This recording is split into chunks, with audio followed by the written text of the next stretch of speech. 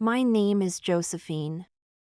I'm standing in the grand ballroom of my sister's wedding, the air thick with the clinking of champagne flutes and the soft hum of conversations. The crystal chandeliers cast a warm glow over the 200 guests milling around, but all I can focus on is the place card in my hand.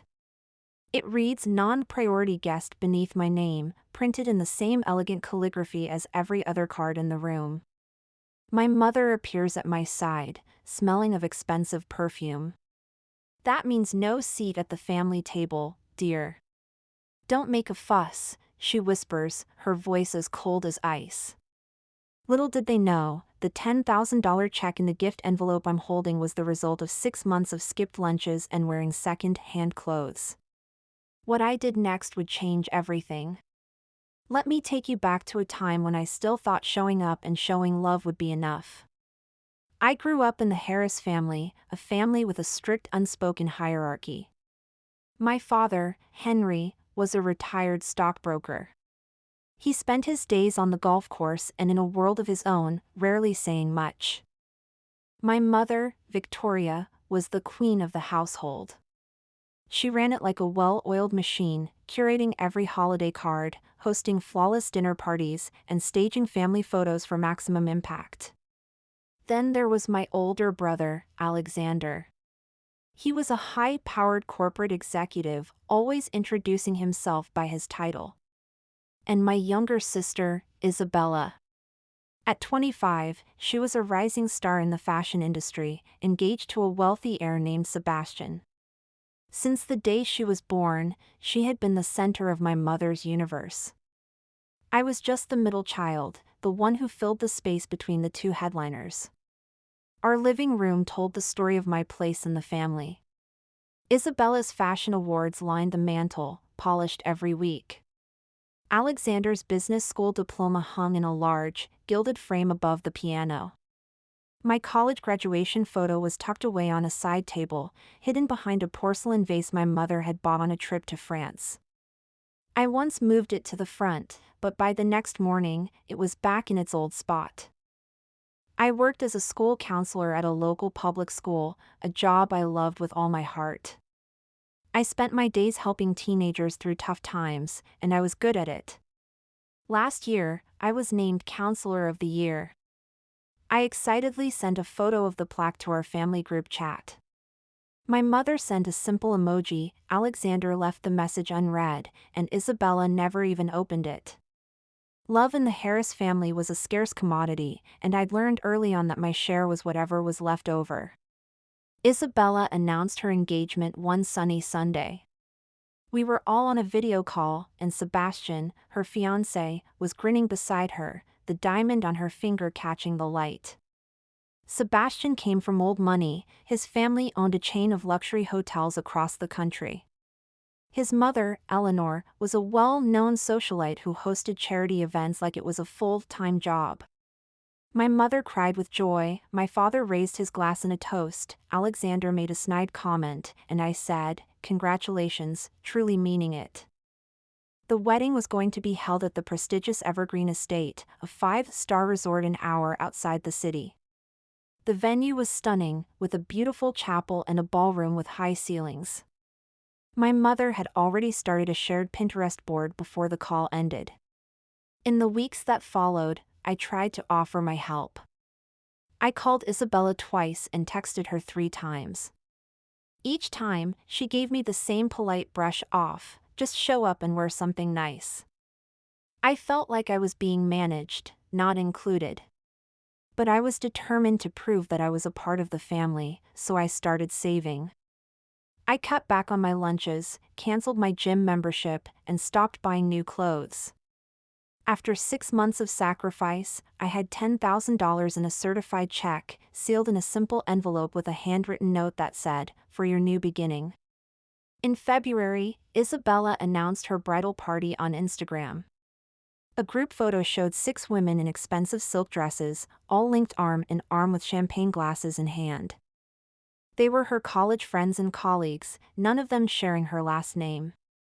I saw the post on my lunch break, sitting in my car in the school parking lot. I wanted to comment, but I held back. That night, I texted Isabella. "Hey, the bridal party looks great. Was I considered?"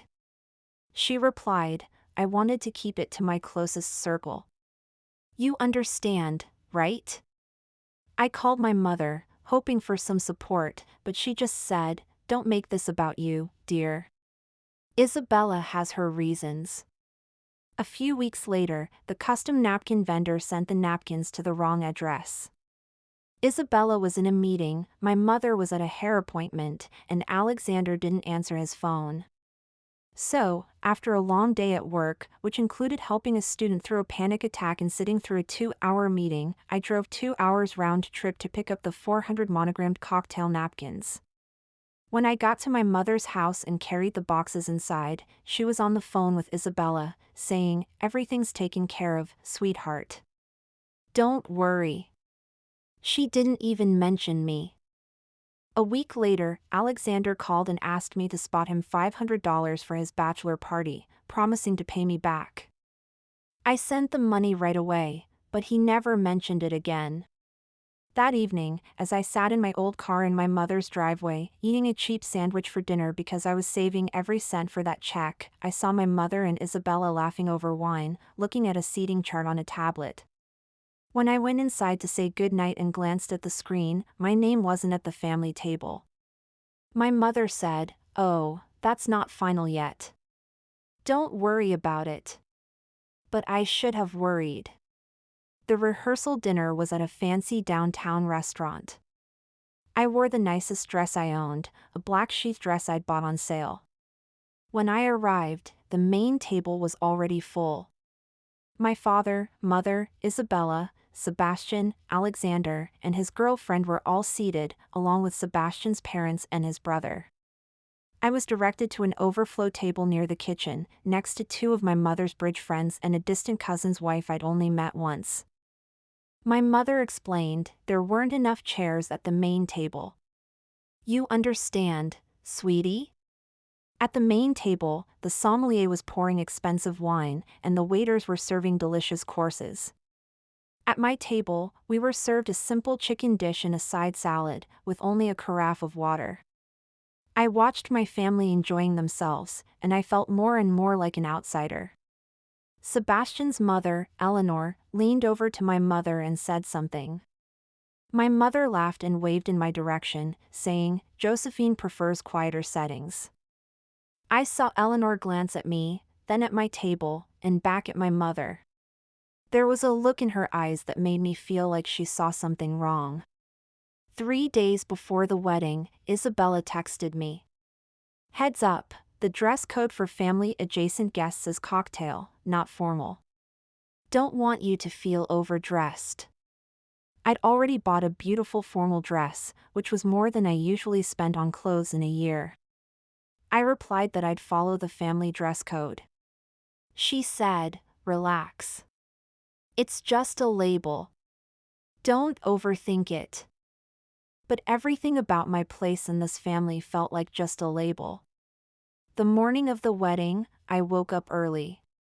I ironed the cocktail dress Isabella had approved, packed the envelope with the $10,000 check in my handbag, and drove to the Evergreen estate. When I got to the bridal suite with a small bouquet of flowers, the door was guarded by a woman in a headset. "Bridal party only," she said. I told her I was the bride's sister, but she checked her clipboard and said I wasn't on the list. I called my mother, and she said, "Isabella wants the suite just for her girls this morning. Go get yourself a coffee. It'll be fine." I sat in the resort lobby alone, holding my flowers and the envelope, surrounded by expensive floral arrangements. I watched as my family walked into the bridal suite without me. My mother carried garment bags, Alexander had a bottle of champagne, and my father walked in with his hands in his pockets, looking distant. The wedding planner, a woman named Grace, walked through the lobby carrying a box of place cards. She saw me, stopped, and then quietly said, "The ceremony starts at 4. There was a look in her eyes, like she felt sorry for me. The ceremony was beautiful. Isabella walked down the aisle in a stunning wedding dress, and for a moment, I saw the little sister I used to know. Sebastian waited for her with tears in his eyes. Isabella read her vows, talking about the family who had shaped her, but her eyes never once found me in the fifth row. When Sebastian said, "Family is everything," I saw Eleanor glance at me, then at my mother, and her jaw tightened slightly. After the ceremony, it was time for the reception.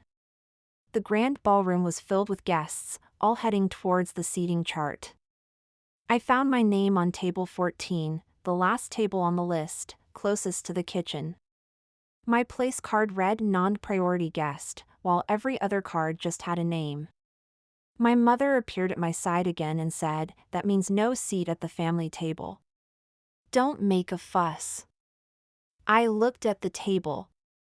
There were two strangers sitting there, and a single place setting with a smaller menu card.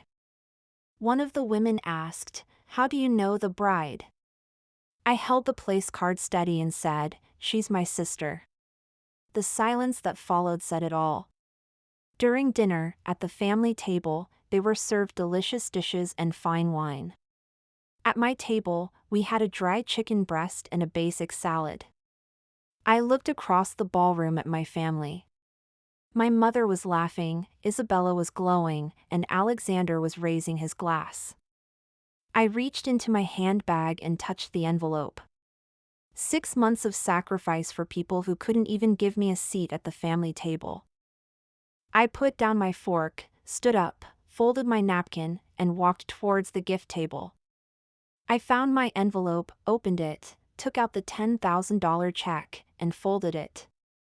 I then took out the place card and set it on the gift table. "Since I'm just a courtesy, so is this," I said. My mother rushed over. "What are you doing?" she hissed. I looked at her and said, "You labeled me non-priority at your daughter's wedding. You sat me next to strangers and served me a different meal. You didn't want me in the bridal suite. The gift was the only thing you wanted from me, so I'm taking it back." Isabella and the rest of the family came running after me. Isabella was breathless, saying, "You can't just take back a gift. You're embarrassing us." My mother said, "Get back inside right now. That's my daughter's wedding." I opened my car door and said, "I'm not coming back. I won't be treated like this anymore." I drove away, my hands shaking on the steering wheel. I kept thinking, was I wrong? Had I made a scene? But deep down, I knew I couldn't keep sacrificing myself for a family that didn't value me. The next morning, I woke up to a flood of messages and missed calls. My mother said I'd ruined the wedding, Alexander told me I was overreacting, and my aunt said my mother was devastated. Isabella didn't text me, but she posted an Instagram story saying nothing could ruin her night. I sat at my kitchen table, looking at the $10,000 check. I almost gave it away to a sister who couldn't even give me a chair. The doubt started to creep in, but then Grace, the wedding planner, texted me. She said she was sorry and that it wasn't her decision. She also said she had something to show me. We met at a cozy cafe. Grace showed me emails between Isabella and herself. 3 weeks before the wedding, Isabella had written, "My sister Josephine is on the guest list, but she's not a priority. Please seat her at the back with a non-priority menu and no wine." When Grace asked for clarification, Isabella replied, "I know what I want. She's a courtesy invite. Handle it." There was also a text from my mother to Isabella, which Isabella had forwarded to Grace, "Don't worry about Josephine. She'll sit there quietly. She always does." I sat there, reading these messages, and for the first time in a long time, I felt like I wasn't crazy. I drove home with these emails saved on my phone. I started looking at our family group texts with a new perspective. I realized that my family had been marginalizing me for years. A few days later, Eleanor called me. She told me she'd seen what happened at the reception and that she'd asked Isabella about the seating. Isabella had told Sebastian it was a mix-up, but Eleanor knew it wasn't. She said she was worried about how Isabella would treat her marriage if she treated her own sister like this. I decided to call my mother and ask for a family meeting. I wanted them to face the truth. When I called, my mother was hopeful, thinking I was coming to apologize. But I was coming with the evidence. On Sunday morning, I arrived at my mother's house with the manila folder full of emails. Everyone was there. My father was sitting at the head of the table, Alexander was on his phone, Isabella was sitting between Sebastian and an empty chair, and Sebastian looked uncomfortable. We started the brunch, and my mother began with the usual script about family forgiveness. Alexander said I'd gone too far at the reception, and Isabella said the only thing people remembered about her wedding was me taking back the gift. I set my fork down and said, "Before I say anything, I want to ask one question. Whose idea was it to label me non-priority guest?"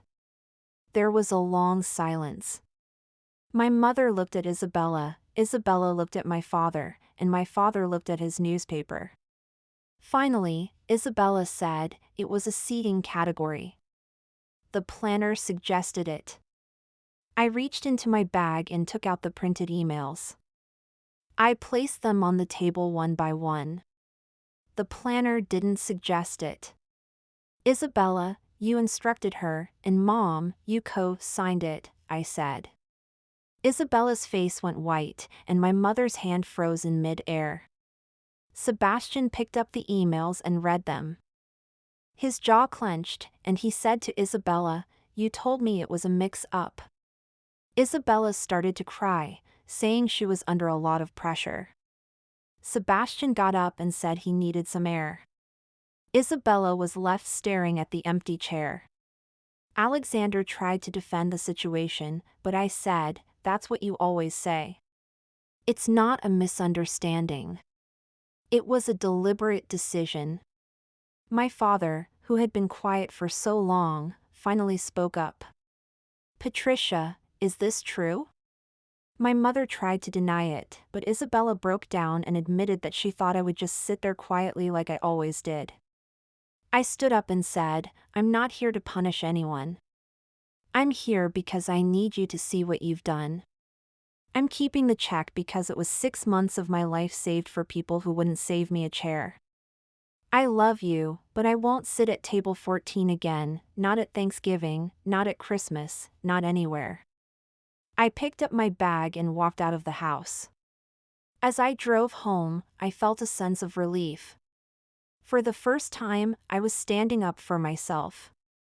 In the weeks that followed, the truth started to spread. Eleanor told her family about what had happened, and Sebastian and Isabella started having problems. Isabella's honeymoon was either cancelled or postponed. On our side, my aunt called me and said she'd always known my mother played favorites. My mother tried to spin the story, saying I had psychological issues, but the emails were there as proof. One by one, our relatives started to reach out to me with apologies. Alexander called and apologized, but I could tell his apology was hollow. He said he tried to get me to return the check because Isabella had promised to connect him with Sebastian's company for a referral. Sebastian called me 2 weeks later.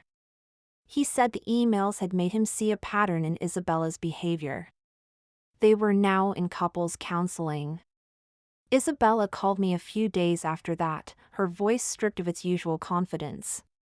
She said she didn't think it was a big deal, but I told her that was the problem. My father sent me a handwritten letter. He said he'd seen the seating chart before the wedding and asked my mother about it, but he'd chosen to believe her. He said he was wrong and that he'd started seeing a counselor. Reading that letter, I cried for the first time since the wedding. 3 months passed. I deposited the $10,000 check into a savings account as an emergency fund. At work, I was offered the position of head counselor, and I took it. I went no contact with my mother and Isabella. I stopped answering their calls and texts. I bought myself a simple silver bracelet with the word enough engraved on it. It was a reminder that I didn't have to keep sacrificing myself for a family that didn't appreciate me. I sat on a bench in the park near my school, watching a family having a picnic. They were bickering and laughing, and it made me realize that a real family is about acceptance and love, not labels and hierarchies. I still keep the place card in my desk drawer. It's a reminder of the moment I finally decided to leave a table that was never meant for me. If you've ever been in a similar situation, I want you to know that you are not non-priority. You are worthy of love and respect. So, if your family hands you a place card that says you don't belong, would you stay and smile or walk away with your self-respect? Let me know in the comments.